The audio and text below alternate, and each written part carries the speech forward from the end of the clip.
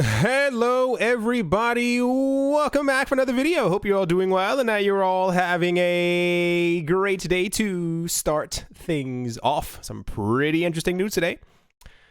The Ripple-backed startup known as XRP Labs is developing a new payments app designed to give store owners an easy way to accept XRP.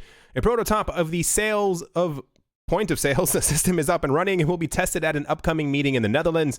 The app is tentatively titled XRP, although the name will likely change to avoid confusion with a competing platform with the exact same name. Here's a little pretty photo of an avocado that I assume is juggling XRP. I can't exactly tell. According to XRP Labs founder Wind, the company plans to launch the app on both Google Play and the App Store shortly. It's like getting ready for XRP payments for the community meetup next month in Amersfoort, the Netherlands. App will be released for store owners in the App Store and Play Store soon. There's that avocado once again. Ripple's fundraising and development arm, Spring, recently backed XRP Labs. The undisclosed investment amount denominated in XRP is expected to fuel the company's efforts for 2 or 3 years. What we have is very interesting, and I am... It's interesting to see that the Ripple team has decided to go in this route, but I think it is very intelligent that they have actually gone to do this. The entire original purpose for XRP was to be used by banks, but clearly as we are moving to a more digital world, it appears that you can use digital assets for just about everything, so why not have them use it for just about everything? And this is why we have had news very recently that it says a subsidiary of the Ripple team, but one can only assume that stuff is being trickled down from the very top. As far as them creating video games that are going to be using XRP, store owners who are going to be using XRP, cryptocurrency exchanges around the world who are going to be using or listing XRP as a base pair. They're trying to fit in as many different places as possible because, I mean, it does make the most amount of sense. Why limit yourself to simply just doing one thing when you can also become an avocado and you can have other people pay for drinks and food with XRP as well?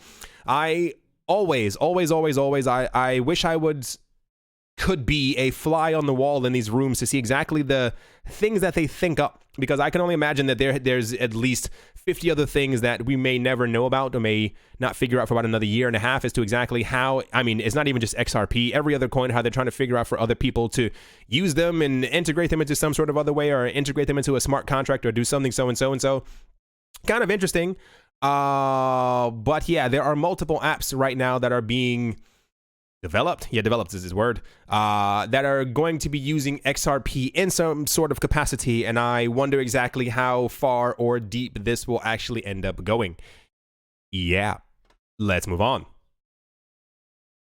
Next up, the Crypto Digital Space Conference, to be held at the Downtown Conference Center in New York on the 17th of May 2019, will feature a premier speaking lineup of renowned cryptocurrency and technology experts that will cover a great range of innovative and exploratory topics, as well as the surging questions pulsing through the crypto markets today.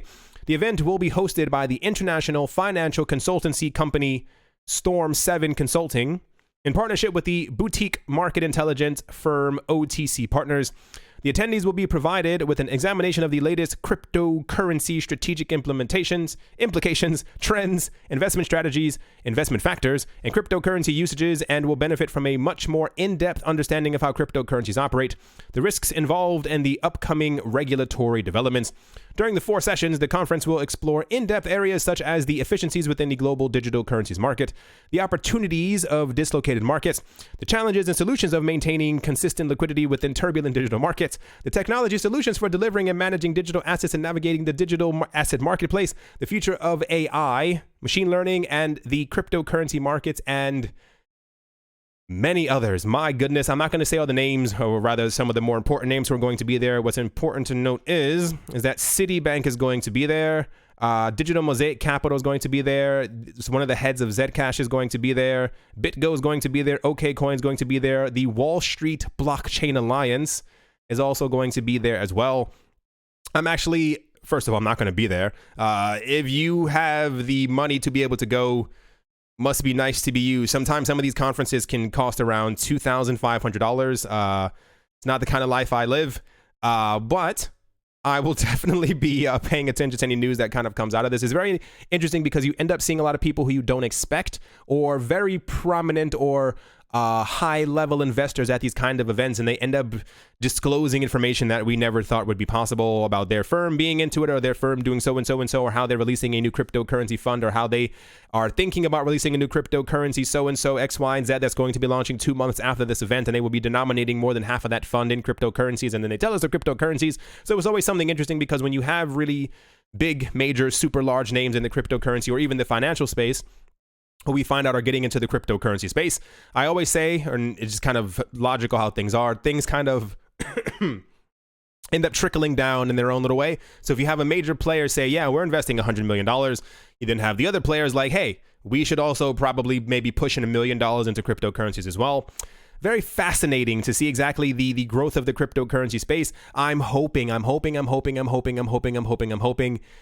because in 2017 and 16, let's say more so 17 and 18, we had a situation in the cryptocurrency world where, because prices had just gone up in 2017, or were going up in 2017, that every conference that we had was like this Lambo bro type event, and they got really annoying really fast. And we had one where people were just driving Lamborghinis around the street for like 25 minutes. It was very, very weird. I think a lot of that Lambo hype has kind of died down. It's not very good for the cryptocurrency space. Like, when we're all multimillionaires, go for it. Lambo your heart out. Just buy 5 of them, waste all your money, do whatever you need to do. But as of right now, when we're trying to look legitimate and not like we are a bunch of people who have no idea what's going on, it's nice to have normal conferences like this. I'm scared that we will have another hype and dype isn't a thing, but you understand exactly what I mean by hype and dype type of conference, because the last couple of other years, like, we had these like crazy conferences that were going on, and all these people were like walking around like with like models on their shoulders and stuff like that. And these are some of the same people, not going to mention any names, who are like in the news now talking about that their projects and their funds and their ICOs are broke. Anyway, let's move on. I'm actually excited for this one. Won't be attending, but I will definitely be paying attention to it. Next up, Indian cryptocurrency exchange CoinDelta is terminating its services in light of the adverse operating climate for cryptocurrency businesses within India. The development was announced in an official blog post a couple of days ago. 18 months after its launch, CoinDelta has told users that severe restrictions on banking services for crypto-related firms in India has caused its operation costs to escalate, and that therefore it is not economically viable to operate or continue operations. They said, "It has been very difficult for us to operate CoinDelta exchange for the past 6 months. The curb of the bank accounts at RBI has made us handicapped in order to provide seamless deposit and withdrawal services. There has not been any significant progress in the Supreme Court case, which makes it difficult to predict when we will see the regulation," end quote. In April 2018, India's central bank, the Reserve Bank of India, had prohibited all domestic banks from providing services to crypto-related businesses. Protracted regulatory uncertainty has meant that even individuals have reportedly faced bank account closures, as some institutions have apparently widely extrapolated the crypto banking ban to single traders. We had news a couple days ago, and it's very sad. The Indian government was mandated to give cryptocurrency regulation. Lo and behold, they decided to push back their mandate to, I think, sometime in June or July. It's very, very sad. We have other cryptocurrency exchanges who are closing down. They have no access to bank accounts. And this has been happening for a very long time as well, as far as like single users or like normal everyday people. I don't know how anyone's surviving in that country. Like, I actually just don't get it. I guess the only silver lining is eventually they have to give cryptocurrency regulations, and eventually we will live in a world where you won't have to worry about finding a bank, because crypto will have kind of taken over. That's about as shiny as that cloud is going to get, at least right now. But yeah, let's move on. Here's a really weird one. The United States Securities and Exchange Commission, or the SEC, who we almost never talk about, they're never in the news, is seeking to hire yet another crypto specialist. According to a job posting on USA Jobs, an official government jobs portal, The SEC's Division of Trading and Markets plans to hire the new legal expert in order to help develop a comprehensive plan to address crypto and digital asset securities. One of the key responsibilities of the new hire will be to apply their knowledge of federal securities laws to digital asset securities and crypto markets, i.e., broker-dealer, exchange, clearing agency, and transfer registrations, exchange product applications, sales, and trading practices, etc., end quote. The successful candidate would also serve as the division's lead of representatives in the SEC's FinTech Working Group and as a liaison with the Financial Stability Oversight Council, or FSOC's Digital Asset Working Group. They will also serve as the division's point of contact of U.S. and international regulators. My goodness, whoever gets this job is going to have a very, very difficult life. They've listed about 18,000 requirements that you have to even be thought of to even get the job. Regarding basic requirements for the role, these weren't it. The applicants must possess a Juris Doctor, a JD, or a Bachelor of Laws LLB degree, and must have been an active member of the Federal Bar Association and be in good standing. They must also have 4 years of post-JD work experience as a participating attorney, with focus on interpreting and applying laws governing the securities industry, in particular the Securities Exchange Act of 1934, among other regulatory areas. And apparently, yay, they're going to be making 6 figures. I think they need to be at least making 8 figures after all that stuff that they're going to have to do. That person's going to have a very, very difficult job. But what I'd like to point out is, remember I said before I felt like the SEC had no idea what they were doing?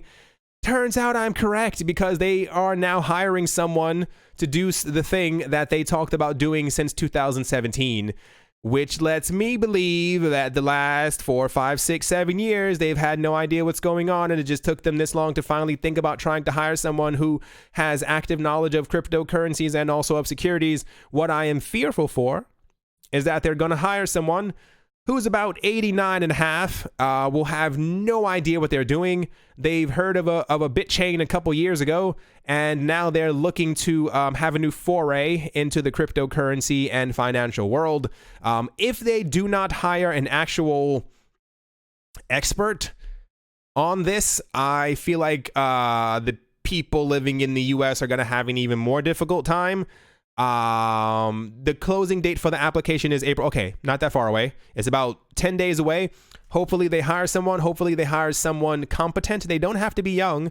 They just have to be competent, because one of my biggest fears about the SEC is that if they're just now announcing that the last 2 years when they were talking about giving regulations and they had no idea what they were doing, that they're going to hire also someone who either has no idea what they're doing or is just looking to kind of destroy the cryptocurrency space. Either way, crypto will prevail. It's just going to be more of an uphill battle within the US. That's me being negative. The optimistic side says they know exactly what they're doing. They're going to hire someone who knows exactly what the cryptocurrency space needs. I hope that this person is great with stress, because they have no idea what they're getting themselves in for. My actual goodness. To kind of finish things off, Pakistan is putting in place regulations for the cryptocurrency industry. The Express Tribune, citing finance ministry sources, reported on Monday that the nation's federal government has decided to bring in electronic money institutions, or EMI, regulations following recommendations from the Financial Action Task Force, or the FATF. While the new framework has not been made public, drafting regulations from the country's central bank, published in 2018 of October, would require EMIs to meet certain requirements to be licensed by the country's government, with firms that do not follow rules facing suspension or cancellation of licenses. Obviously, companies would have to meet capital requirements, undergo scrutiny of executives, take measures to protect user funds, and carry out customer due diligence, including storing personal details, such as name, ID number, address, and telephone. That's a lot of information. Pakistan is introducing the rules in order to monitor and regulate the sector, as well as prevent the illicit use of cryptocurrencies. The sources were quoted as saying in the report, these regulations will help combat money laundering and terrorism financing, while it will also help regulation of digital currency throughout the country. A ceremony will be held at the Islamabad office of the State Bank of Pakistan on Monday to welcome in the new rules. That's kind of nice that they're having a little ceremony. I always say, at least they're not banning it. We've had many countries around the world who have taken their time given crypto regulations, and then they've taken a very long time, and then they've banned it. So, this may be a little excessive. Name, ID, card number, address, and telephone number to be able to trade cryptocurrencies. However, at least people in the country have the option, so that's the kind of nice thing. This marks yet another country who has thankfully come forward without waiting for the US. I wish I had like a little chart or map on the wall that kind of showed exactly how many have said yay at this point. It's definitely over a good 30, 40, 50 countries. So that's, we are progressing fairly well, at least at this point. Very nice to hear that crypto has not been banned in Pakistan and that they are allowing it. But yeah. Prices are still doing pretty okay. Try not to hold my breath. Bitcoin is still going up, as is the wider cryptocurrency market.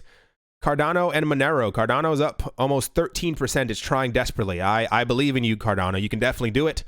Yeah, I think that is definitely going to do it for this video. It's a very euphoric day. Everyone's very cautiously happy, if I can kind of say that. Bitcoin did apparently, when the whole big run-up did happen, apparently Bitcoin did, according to multiple sources, I didn't see it, they said that Bitcoin actually passed by 5,000 for a brief second, slid down a little bit, and this is kind of where we are right now. We are still up over $600 something. Let's celebrate. Let's hope that this continues. I thank you all for watching and or listening. I hope that you all are having a great day, a great morning, a great afternoon, a great evening, wherever you are, wherever in this crazy world you might be. I hope it is fan-freaking-tastic. Thank you all once again for watching and or listening. As always, a very special thank you to my Patreon supporters. They are SC Verzely Fine Art. Verzely? I'm pretty sure I said that correctly. Crypto Artist, Coldy3D.com, ShaolinFriedRice.com, RF Dusty, Crypnotic, Minting Coin, Setsuna, Nicholas, One Earth, One Piece, One Love, Jeffrey Dam, Paxis, Carl Borchanoff, Cody, Jeffrey Ramsey, Richie Rich III, Amy Starsheen, Jeremy Fox, Jared Schneider, Jim Gardner, Crypto Joe, Joey Carafa, Wise Night Owl, singer-songwriter Mike Savitz, Nick Kanaya, Anthony Charles, Yasha Harari, Travis Haynes, Nick Mangialavori, Professor Wally from Gunbot University, Arthur Yaku, L. Doug, Brady Niels, Rai, Gilboa Snake, and Vlad the Impaler. Thank you all very, very much for your generosity. And yeah, I'll talk to you all soon. See ya.